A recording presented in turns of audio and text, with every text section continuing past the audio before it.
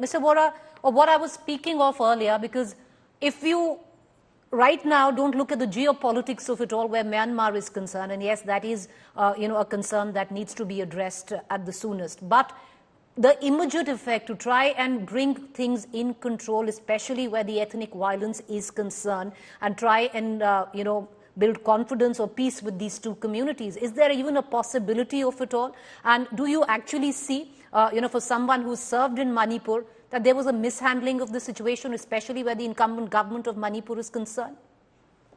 Yes, Preeti, you're right on all the counts that you have mentioned.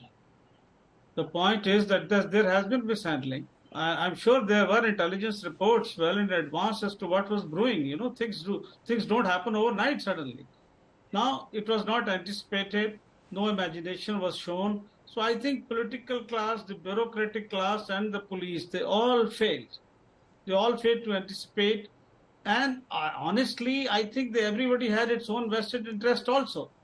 In the bureaucracy, there's a clear division between the Gokis and the Maitis. I mean, let us face facts. In fact, many weapons which were taken away were handed over by the concerned officers. That is what I hear, to the people of their own community.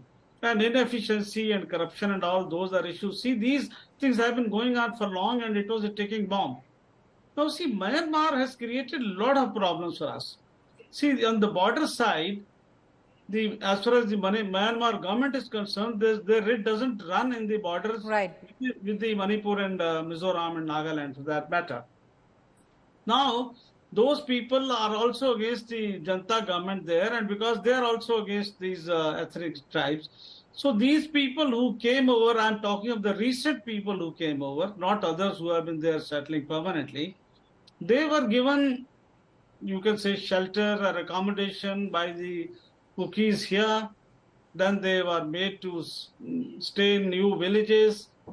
And there was poppy cultivation increased. Right. And there are a lot of issues involved. The government took action against these illegal entrants.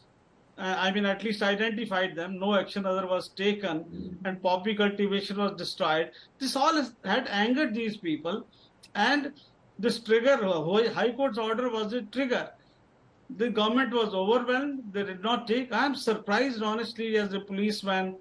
3 months. Normally a situation becomes bad within 3-4 days. It's just well, you're right there, Mr. Vora. Therefore, lots of questions now being raised, and understandably, that is the incumbent government headed by Mr. Biren Singh really have no elbow room, but they need to go. Those are questions that need to be asked constantly.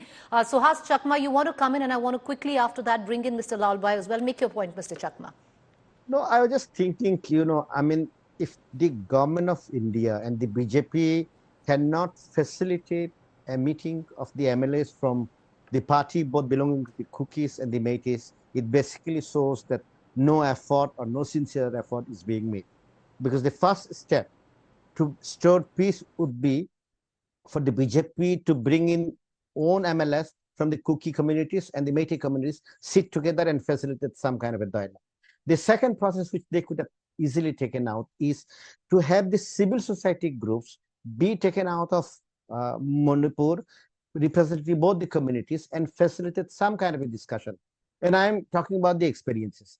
The government of India had taken huge number of civil society actors belonging to the Naga Hoho. They were flown in a charter aircraft to Bangkok to facilitate the discussion with the NSCNI. Right. Then obviously, these are measures which you have to take.